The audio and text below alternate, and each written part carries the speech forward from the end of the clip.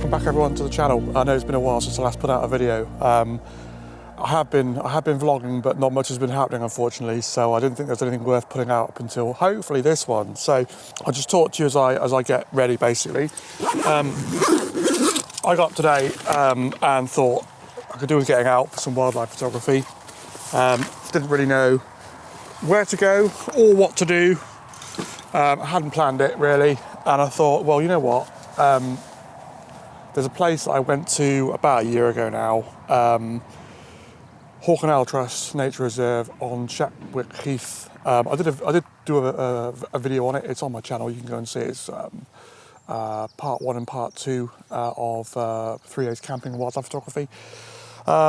And during that video, I visited this particular place, and unfortunately, the weather was absolutely terrible. It was howling down with rain. I got a little bit of footage of some woodpeckers, etc., and some small birds, but nothing really amazing. So I thought, you know what I'll do? I'll drive back down here, and I will see if I can give it another go this time when we've got sort of slightly better weather, really. So yeah, that's the plan, really. What I will do is probably spend most of my time in the hides. I just feel like sitting down with a cup of coffee and some food, and then just taking it easy, really. So that's the plan. Right, camera gear, beanbag. I won't take a tripod. I think we're pretty much all set. Right, I think that's it. Lock the car up. I'll say, well, actually, food. How could I forget food?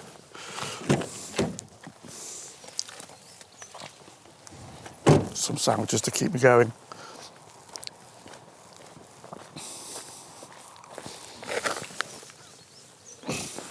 Okay, yes, so here we go. Shapwick Moor Nature Reserve, part of the Avalon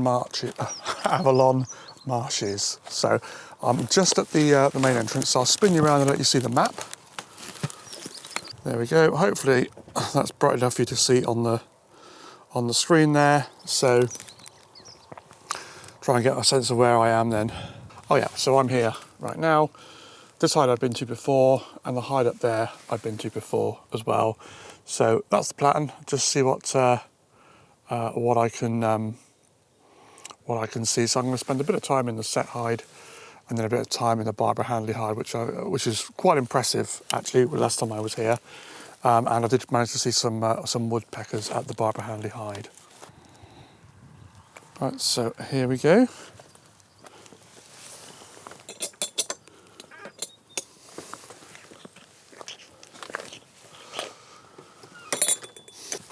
Right, some very, very bright sunlight, although it is still freezing. Just come up to a news board right by the car park. Lots of pictures of owls, barn owls and tawny owls. So let's have a look and see what that's about. Well, lovely pictures on the bottom right, just there. I don't know if they're from here or not, but certainly wouldn't mind seeing either a barn owl or a tawny owl, or even a peregrine falcon for that matter. Anyway, let's have a walk and get to the first hide. Yeah, I was going to say it's the middle of March now, but the temperatures have dropped a bit for this week, so it's around about 7 degrees Celsius. So with a wind, it's quite a wind actually. That's not warm. Certainly not warm.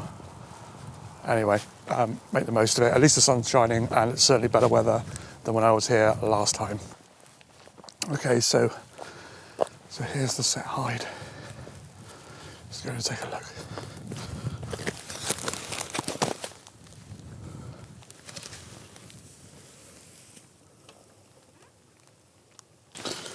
Right, well, it's very dark in this hide, which is not a bad thing. I've let some light in by opening the viewing flaps up. What you can't see, unfortunately, I really wish I could show you, is there's lots of little small square pictures pinned to the wall that people have taken of wildlife. So I can see rabbits, sparrowhawks, egrets, kestrels, all sorts, including butterflies and dragonflies, toads, frogs, etc. I can only presume that they were taken at this hide, or at least on this nature reserve. There's nothing to say exactly where they were taken. I just presume that they were at this hide. Just a lovely picture, and obviously credited with the person's name underneath that took the picture. So it's quite nice to come in here and just eyeball those pictures and have a look at them, because they are really nice. Right, well, unfortunately, I can't stay in this hide there anyway. I don't know if you can hear it on the microphone or even see it on my hair, but the wind is coming from an open viewing flap straight in, head on, at force into my face, and it is absolutely ice cold, freezing. So what I'm going to do is walk to the other hide where I can hopefully open up the viewing flaps without the wind in my face. But I will spin you around though from this hide and let you know what you can see. So that's the viewing flap where the wind's coming straight in, and that's pretty much the view out of this hide there. It's empty now, but there is some bird feeder, or a bird feeder there, and if you look on the ground you'll see lots of badger holes, obviously a badger set around here. Right, let's wander over to the next hide. As my arm's aching, as I approach, or as I'm walking to the next hide, there's something I want to show you which I'm really quite perplexed about. Let me know what you think about this. So I've got no worries in that the Hawk and Owl Trust, I'm sure they know exactly what they're doing, but I'm just really surprised that you'd have a barn owl box right next to a bench where people can sit down and chill out of a summer's evening, because surely if you've got someone sat there a summer's evening, then that's going to stop the barn owls going in and out of the box. It's going to affect their hunting habits. Isn't that against the law as such, as far as Schedule 1 birds are concerned? And someone could be, who doesn't know the law, for example, meaning no harm whatsoever, just go down there, take a seat, chill out for a few hours, and then of course, they're right next to a barn owl nest box. Don't know, just seems a bit odd. I don't know what came first, the barn owl box or the bench, but just seems a little unusual.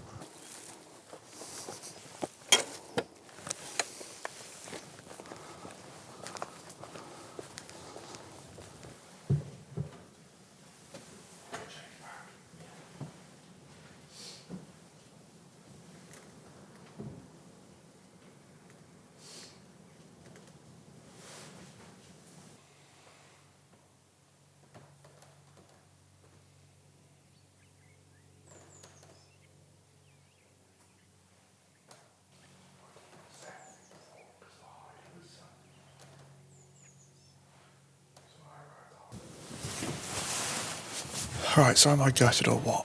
You see this microphone here, which I'm using to talk to you right now? Usually, in fact almost 9 times out of 10, it's clipped about my person here.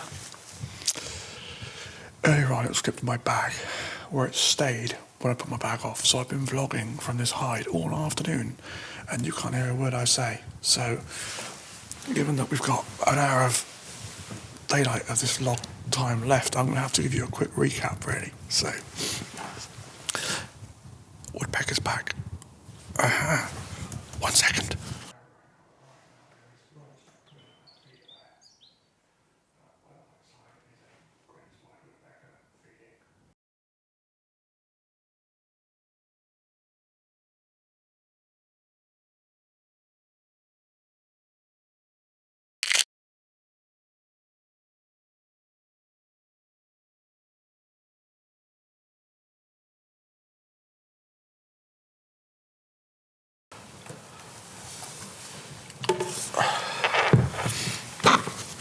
Right, let me resume that. In fact, let's clip this on. And that way you can hear me, I don't have to hold it. So, summary from this hide. Wow, it's been a really busy afternoon. I guess lots of highlights. Pair of woodpeckers. I haven't been able to photograph them both at the same time.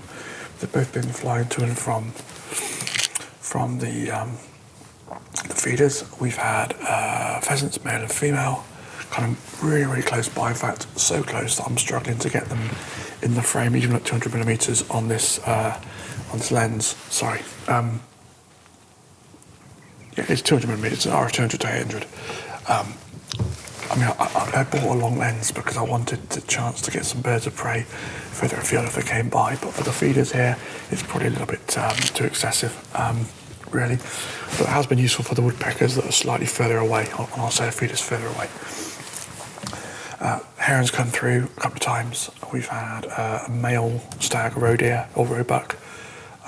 He's been chilling in the grass for ages, and I can see his horn sticking up. He got up for a bit of a feed, move around, which is nice, and there was a nice bit of backlight in there. I hope those pictures will look nice. Lots of small birds, so blue tits, I'm going to say great tits and maybe cold tits. I get the two confused, I have to confess, but one or both of those have come in. So robin, house sparrows,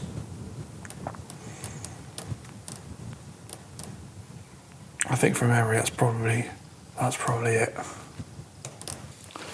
Oh, one of the species I forgot to mention, a jay, came in and chased the woodpeckers off the feeder. I only saw it briefly during the afternoon. Not a bird I see very, very often. I mean, to be honest with you, great spotted woodpeckers are not a bird I see very, very often, so that's why I'm quite keen to get shots whilst I'm here. But yeah, it'll be nice to see that again. I'm kind of torn really as to whether to leave this hide, which is full of action. It's full of action here. And then head back to the other one, which is blooming cold and was pretty quiet when I was there. But at the other hide, I might see a badger, and we are coming to probably the final hour and a half left of daylight. So it might be worthwhile doing that. I think I'm going to give it another 15 minutes here, and then I'm going to head off to the other hide anyway. But yeah, that's the summary so far.